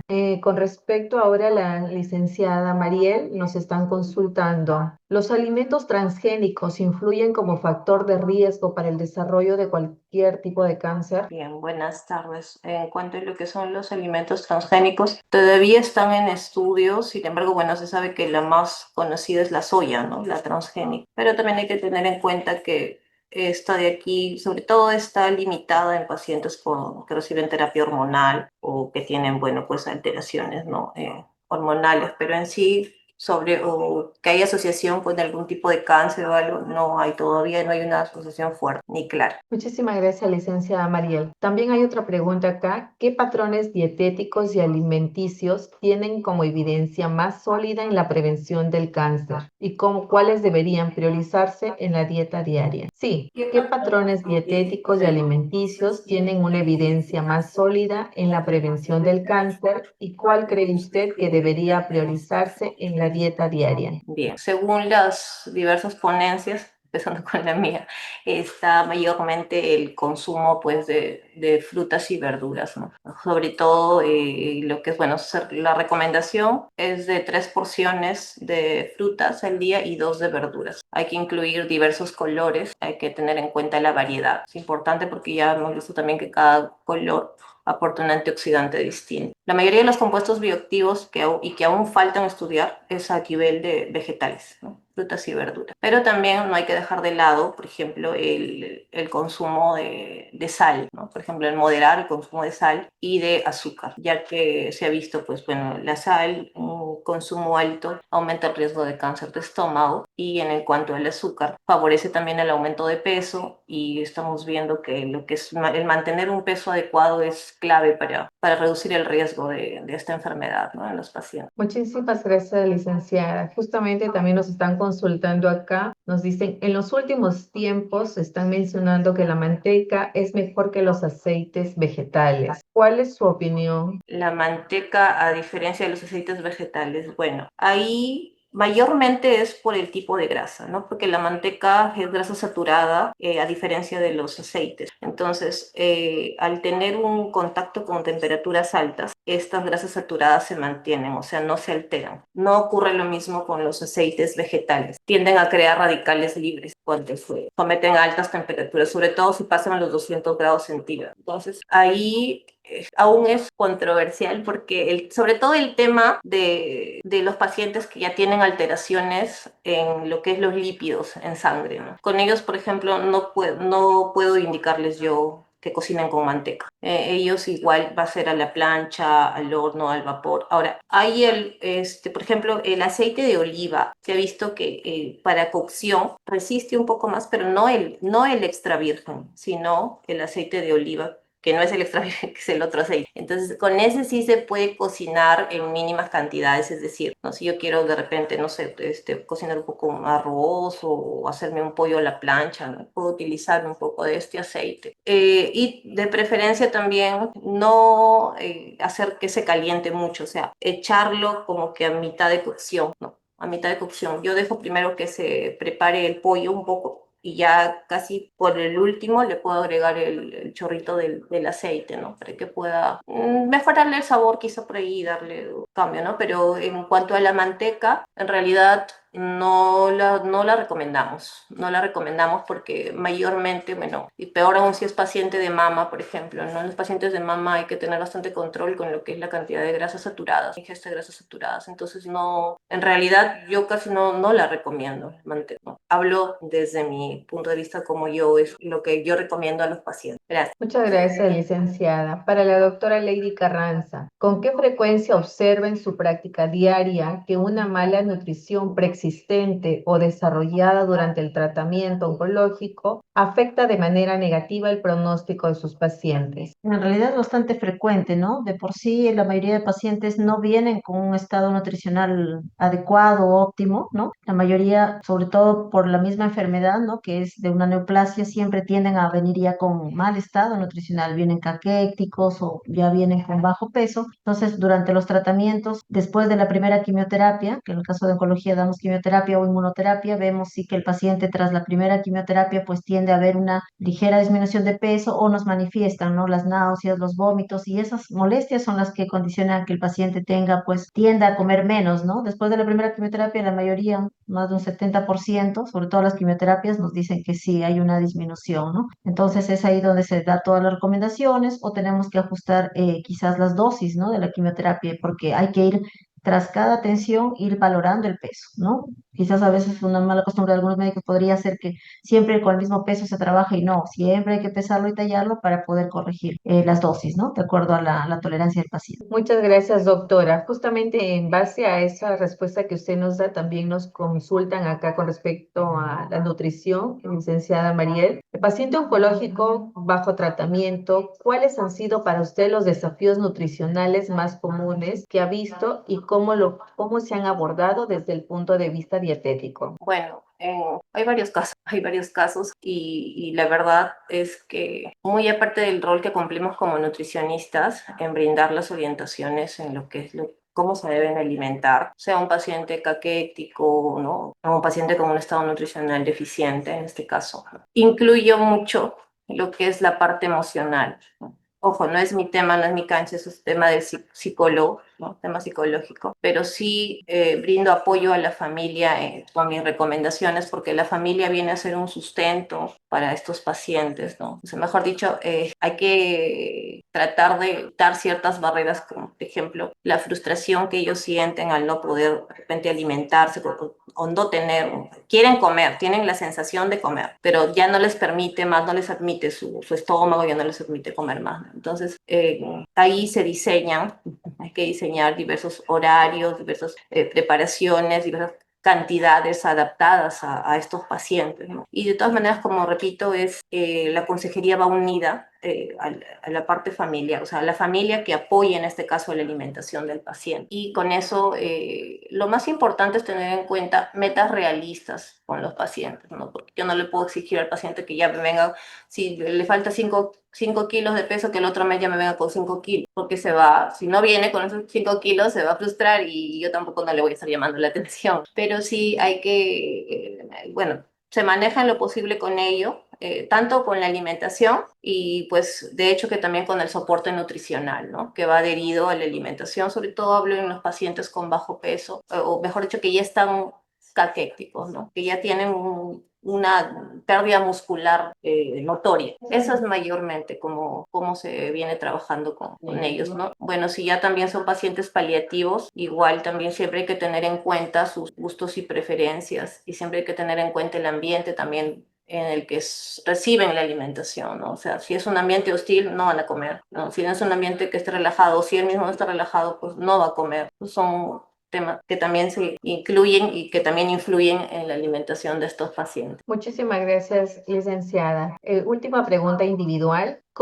para el doctor Hidrogo, ¿cómo usted cree que se podría integrar la educación nutricional en los programas de prevención de enfermedades, específicamente en lo que es el cáncer? Claro, esto es un trabajo articulado.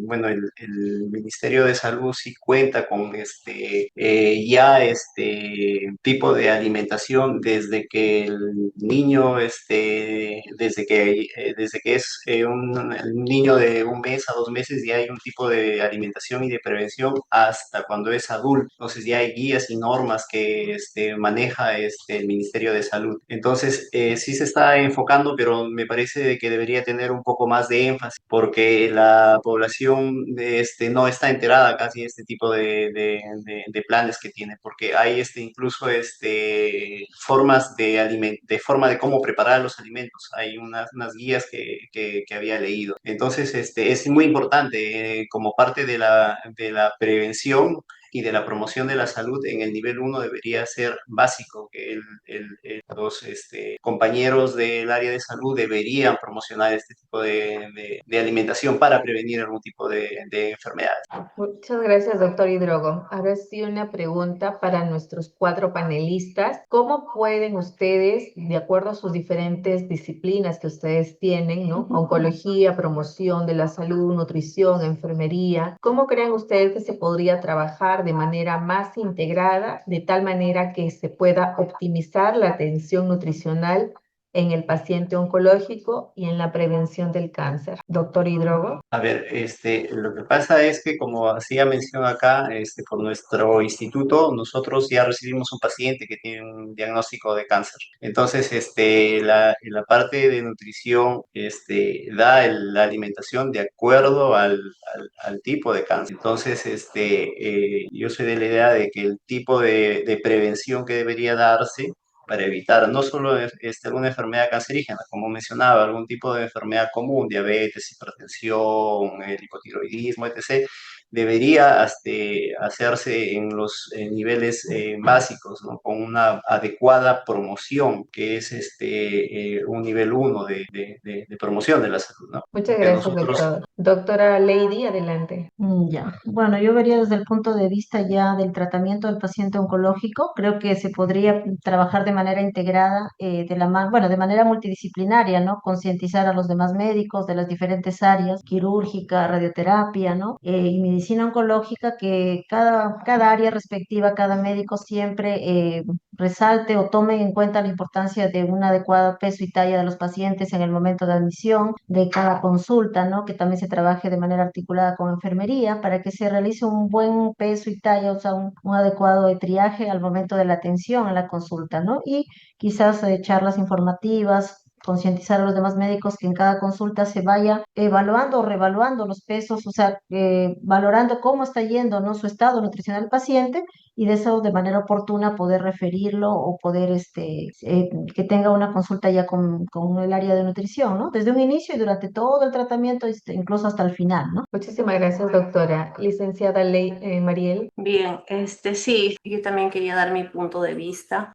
Sí, casi similar a lo que han mencionado los doctores. Hay que tener en cuenta también se debe trabajar, de hecho, con los centros de salud, nivel 1, ¿no? Y quizá por ahí ir creando programas preventivos que nosotros tenemos. Bueno, nosotros somos área que ya trabaja con paciente oncológico, ¿no? Pero se pueden realizar videos o campañas de prevención a través de videos que se pueden transmitir en los mismos centros de salud, y en los mismos centros de salud se puede coordinar para que ellos, según los factores de riesgo que vean que están, ya, de repente, no sé, pacientes que ya tienen exceso de peso y que además tienen otros factores de riesgo como, no sé, tabaquismo, o tienen antecedentes hereditarios de cáncer, ¿no? Con ellos ya quizá trabajar más, como se dice, enfatizadamente con ellos, ¿no? O sea, como que seleccionarlos. Ojo, no quiero decir que el resto de personas no, igual de todas maneras, esto es un tema de salud pública, ¿no? Que es para toda la población, pero quizá con ellos que ya presentan los riesgos más marcados,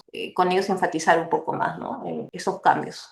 Y de hecho que sí o sí, desde, bueno, que los centros de salud y todos desde la primera infancia, desde los más chiquititos, desde inicial, ¿no? Prekinder, porque ahora hay guarderías incluso también, ¿no? Que son del Estado y todo, que se puede llevar la información, ¿no?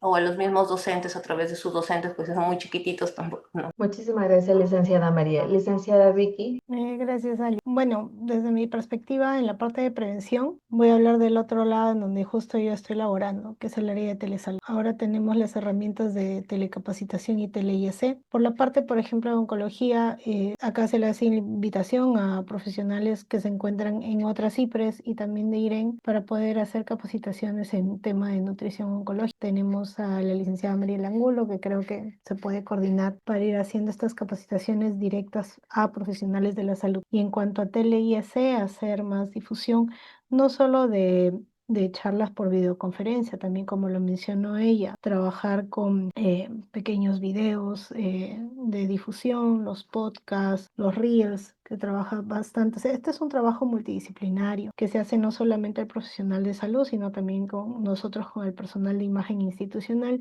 y con mi área en la que actualmente me encuentro, que es telesalud, ¿no? Tenemos una red nacional en donde se puede compartir esta información y el ministerio también está propiciando bastante educación al público en general, a los cuidadores a través del YouTube. Ahí estamos con la página de telecapacitaciones del MINSA y TeleIEC de MINSA. Lo pueden ubicar ahí y van a encontrar videos didácticos, ¿no? Y nosotros como IREN, siempre a través de promoción de la salud, el Departamento de Control del Cáncer, haciendo bastante difusión de estos temas. Invitarlos si necesitan, si creen también conveniente que podamos hacer mayor trabajo a nivel comunitario, nosotros como institución oncológica, bienvenidos sean, Telesalud siempre les va a dar la mano, ¿no? Y por otro lado, me uno a lo que mencionaron ya con respecto a la atención del paciente oncológico. Es muy importante el triaje, la entrevista de entrada, porque no solo estamos hablando del paciente oncológico, sino de su entorno. Si no tiene un buen entorno, si no sabemos la red de soporte que tiene, es improbable que pueda llevar un buen tratamiento, porque de por sí, para poder llevar una alimentación adecuada en casa, tenemos que lidiar con el estado del paciente, con el soporte que tiene, cosas incluso básicas, ¿no? Como saber si el paciente cuenta con agua las 24 horas del día, tiene luz para poder hacer sus alimentos, cómo preparan esos alimentos, quién es responsable de esa acción, si hay niños en casa, si también estamos hablando de familiares con otro tipo de enfermedades también en casa, ¿no? Cómo se está llevando. Entonces, esa entrevista es muy importante y ese seguimiento. Acá intervenimos muchos profesionales, entonces me parece que de entrada eso sí se tiene que reforzar aún mucho más y hacerle el seguimiento. Ahí también entra este trabajo social, también entra a tallar en esta parte, ¿no? Entonces sí recalcar eso y entender que la alimentación no solo viene lo que como, sino lo que veo, lo que aprendo, lo que escucho, porque muchas veces también los pacientes se dejan llevar por lo que escuchó en la quimio, por lo que escuchó del pacientito que estaba al lado, del familiar que estaba al lado, de lo que escuchó en el pasadizo, de lo que vio en la tele, de lo que le enseñaron en un reel de redes sociales. Entonces, es muy importante siempre acudir a información científica valedera y que sea de fácil acceso y de fácil entendimiento. Gracias. Muchísimas gracias, licenciada Victoria. Ha sido un tema muy interesante y no queremos terminar esta ponencia. Justo nos ha llegado una consulta para el doctor Hidrogo. En pacientes con gastritis de moderado a grave, ¿deberían solo alimentarse con alimentos muy alcalinizantes? Bueno, creo que esa pregunta iría un poco más para la licenciada de nutrición, pero a grosso modo, lo que se debe evitar son alimentos de tipo ácido, ¿no? Las carnes, las frituras, los condimentos, los picantes. Y se tendría que reforzar lo que sí en ese cuadro se mencionó, pues los alimentos alcalinos, ¿no? Entonces, que esos nos van a permitir de que el pH del estómago pues, no sea tan irritante. Entonces, sí, eso tendría que hacer una dieta balanceada con ese tipo de alimentos.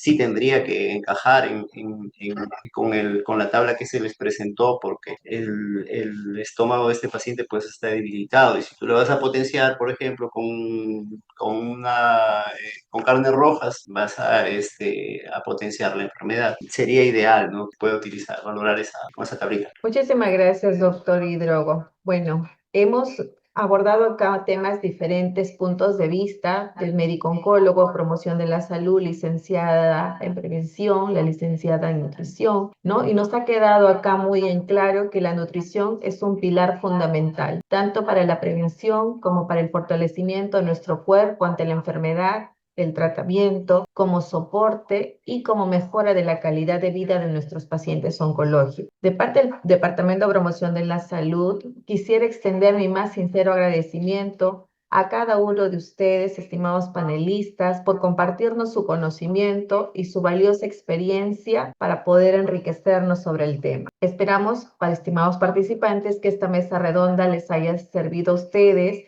y haya sembrado dentro de ustedes una semillita para poder lograr y buscar lo que es un buen estilo de vida en este punto acerca de la alimentación. Agradecemos a la licenciada Victoria Vázquez Angulo, a la licenciada Mariela Angulo Ruiz, al doctor Harry Drogo Tafur y a la doctora Lady Carranza Carranza. Muchísimas gracias, tengan ustedes. No sé si quieren dar algunas palabras. Bueno, sí, agradecer por la invitación, licenciada, y creo que cada uno de los integrantes de este panel y los integrantes de la familia de Grey Norte estamos pedidos y estamos a disposición del trabajo por cada uno de los pacientes que llegan acá. Estamos muy comprometidos con este tipo de capacitaciones o dar a conocer el manejo, cuál debería ser, debe tener el paciente. Entonces, bueno, hacer hincapié de que la nutrición es muy, muy importante en cualquier tipo de enfermedad y la nutrición debería ser nuestra base para evitar algún tipo de enfermedades